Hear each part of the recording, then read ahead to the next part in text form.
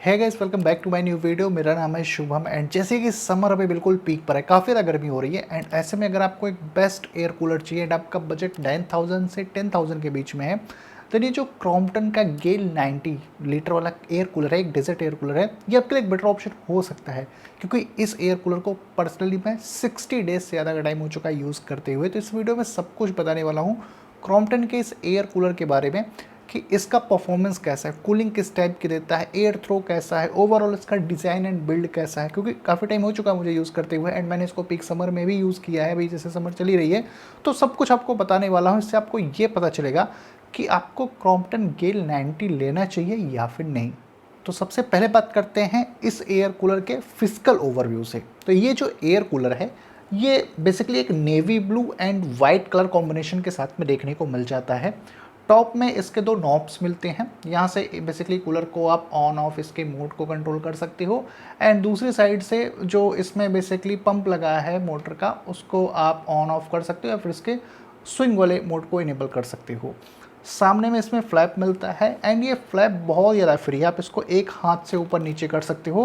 मैंने इतना फ्री शायद ही किसी दूसरे एयर कूलर में फ्लैप देखा हो। इसका फ्लैप बहुत ही अच्छा है, बहुत ही ईजिली आप इसको अप डाउन कर सकते हो। यहाँ पर आपको क्रॉम्पटन का एक बड़ा सा लोगो देखने को मिल जाएगा, उसके नीचे गेल डेक 90 लीटर लिखा है, इसकी जो मॉडल नंबर है उसके नीचे वाटर इंडिकेटर मिलता है, तो इसमें आप 90 लीटर वाटर फिल कर सकते हो। बाकी कूलर के टॉप में देखोगे तो यहाँ पर एक छोटा सा आइस चैम्बर मिलता है, जो मेरे हिसाब से उतना ज़्यादा यूज़फुल नहीं है। मतलब इतने छोटे आइस चैम्बर में आप क्या ही आइस रखोगे, तो वो उतना मैं यूज़फुल नहीं बोलूँगा। बाकी इस एयर कूलर में 3 साइड से हनीकॉम पैड देखने को मिलते हैं, इनकी क्वालिटी अच्छी है। हनीकॉम पैड थोड़ा थिक है, लेकिन यहाँ पर कोई भी आपको जो है वो जाली टाइप का मैश नहीं देखने को मिलता है। तो इसका एक ड्रॉप बैक ये है कि कोई डस्ट, मक्खी, मच्छर इसके अंदर में इसलिए जा सकते हैं, मतलब वाटर टैंक के अंदर में जा सकते हैं एंड जब डस्ट पड़ती है हनीकॉम पर तो उसकी लाइफ भी कम होती है। तो इसमें कोई मैश नहीं मिलता, ये मुझे एक ड्रॉप बैक लगा है। बाकी बैक साइड से आप इस वाले जगह से इसके अंदर में वाटर फिल कर सकते हो। हनीकॉम्ब का जो एरिया है वो बड़ा देखने को मिलता है, तो 3 साइड से ये एयर इनटेक करता है एंड सामने के साइड में ये थ्रो करेगा। बाकी यहाँ पर चीज़ मैं और एक बढ़िया बोलना चाहूँगा इस एयर कूलर के, जो इसके व्हील्स हैं, कास्टर व्हील्स मिलते हैं। 5 व्हील्स हैं टोटली इसके अंदर में, 4 जो है कॉर्नर्स में मिलते हैं एंड एक सेंटर में मिलता है। वाइट कलर के अंदर में ये व्हील है एंड ये लिटरली बहुत ज़्यादा फ्री है।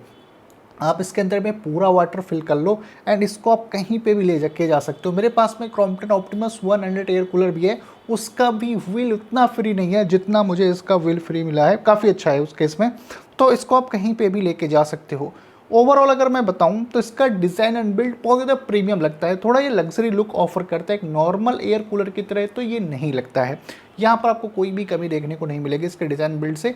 एक्सपेक्ट जो हनी कॉम्पैड मिलता है उस पर मैश नहीं है, वही एक मुझे ड्रॉबैक इसके अंदर में लगा है। बाकी अब बात करते हैं एयर डिलीवरी या फिर एयर थ्रो कैसा इसका मिलता है। तो इसके अंदर में जो है 16 इंचेस का फ़ैन देखने को मिलता है, तो एक मीडियम साइज का ये फ़ैन है। जनरली 18 इंचेस का फ़ैन इससे बड़े एयर कूलर में आता है, तो ये थोड़ा छोटा है, उस हिसाब से इसका जो फ़ैन का साइज़ है वो काफ़ी ज़्यादा इनफ है एंड इसका एयर थ्रो भी काफ़ी अच्छा मिलता है। ये 47 क्यूबिक फीट पर मीटर के हिसाब से एयर थ्रो करता है एंड 470 स्क्वायर फीट के एरिया को ये बहुत अच्छी तरीके से कवर कर सकता है। यानी कि अगर आप इसको एक बेडरूम में यूज़ करते हो तो आपके बेडरूम में प्रॉपर कूलिंग ये करके देने वाला है, यानी कि उतना एरिया ये कवर कर लेगा, बढ़िया कूलिंग वहाँ पर मिलने वाली है।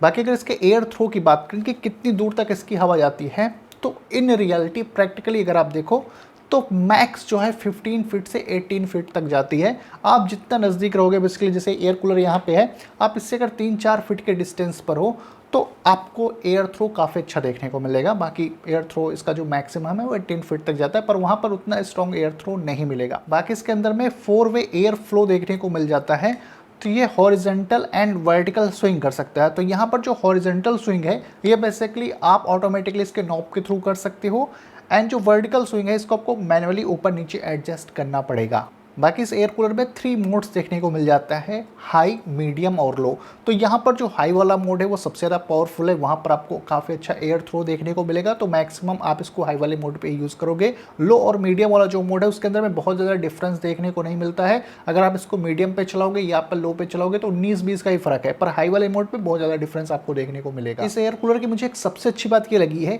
कि इसका जो मोटर है वो सिर्फ 150 वाट का है, तो काफ़ी कम पावर ये कंज्यूम करता है। आप इसको डायरेक्टली इन्वर्टर पे भी रन कर सकते हो। मैंने भी काफ़ी टाइम इसको इन्वर्टर पर चलाया है, तो ये पावर कंजम्पशन इसका काफ़ी कम है एंड कूलिंग काफ़ी अच्छा देता है। तो अगर आपको एक इशू है इलेक्ट्रिसिटी का, तो उस केस में ये एयर कूलर आपके पैसे भी बचाएगा। बाकी इसके अंदर में जो मोटर है वो ओवरलोड प्रोटेक्शन के साथ में आती है, तो जल्दी से इसकी मोटर जलेगी नहीं। बाकी इसका जो मोटर है वो सिंगल बॉल बेयरिंग के साथ में आता है, इसमें कोई भी ड्यूल बॉल बेयरिंग वाला मोटर नहीं है, तो ये इसका एक ड्रॉबैक है।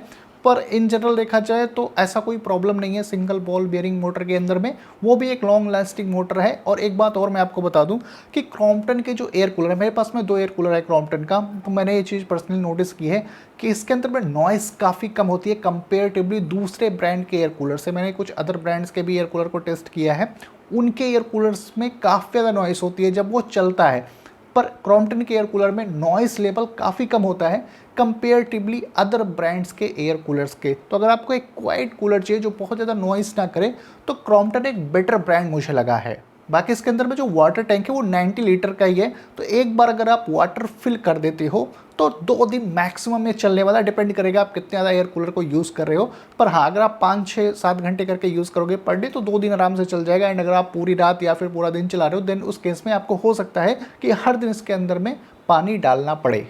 तो ये एंड अब टाइम आ चुका है इस एयर कूलर को टेस्ट करने का। तो अभी ये एयर कूलर चालू हो चुका है, मैं इसके सामने बैठा हूँ। लगभग जो डिस्टेंस होगी मुझसे कूलर की 5 to 6 फीट के आसपास होगी।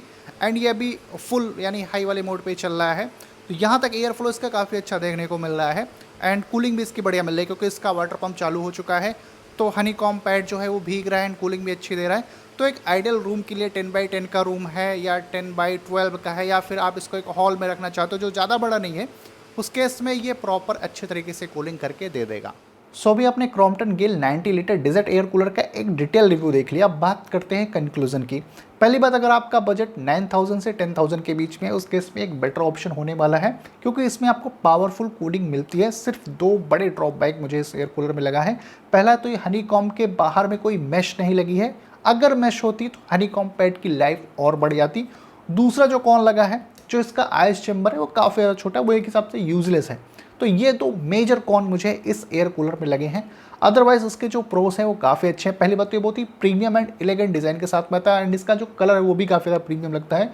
दूसरा, इसका जो फ़ैन है वो आपको 16 इंचेस का मिलता है, तो एक हिसाब से इनफ है एक बेडरूम के लिए अगर आप इसको लेते हो। तीसरा, इसके अंदर में प्लस पॉइंट ये है कि इसका जो मोटर है वो सिर्फ 150 वाट का पावर कंज्यूम करता है, तो काफ़ी कम इलेक्ट्रिसिटी के अंदर में ये बहुत अच्छे तरीके से काम करेगा एंड आपका बिजली बिल भी काफ़ी कम आएगा। एंड जो फोर्थ कॉन लगा है, मुझे इसके जो व्हील्स हैं वो बहुत पसंद है। कितने ज़्यादा फ्री हैं कि आप इसको एक हाथ से एक रूम से दूसरे रूम में लेके जा सकते हो, इतने ज़्यादा फ्री व्हील्स इसके अंदर में देखने को मिलते हैं। बाकी क्रॉम्पटन एक बहुत ही पुरानी एंड रिलायबल कंपनी है, तो इनकी सर्विसेज भी ऑलमोस्ट सभी पिन कोड्स पर अवेलेबल है, तो आफ्टर सेल सर्विस भी मैटर करता है, जो आपको इस एयर कूलर के साथ में बढ़िया देखने को मिलेगी। तो आप भी अपने लिए एक बेस्ट एयर कूलर लेना चाहते हो तो क्रॉम्पटन गेल 90 को आप जरूर से कंसिडर कर सकते हो। आपको इसका परचेस लिंक डिस्क्रिप्शन बॉक्स में मिल जाएगा। फिर भी अगर कोई कंफ्यूजन क्वेरी हो इस एयर कूलर से रिलेटेड तो आप कमेंट करके पूछ सकते हो। मैं मिलता हूँ आपसे अपनी अगले वीडियो में।